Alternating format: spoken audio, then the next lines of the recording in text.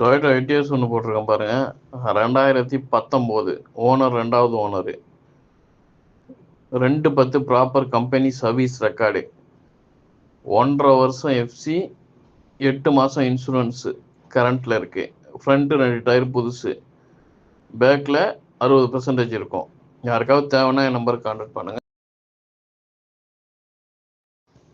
Toyota எட்டிஎஸ் ஒன்று போட்டிருக்கேன் பாருங்க. 2019 ஓனர் 2வது owner. 2/10 proper company service record.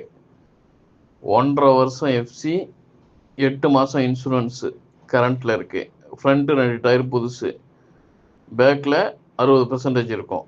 யாருக்காவது தேவைன்னா என் நம்பருக்கு கான்டாக்ட் பண்ணுங்கள்.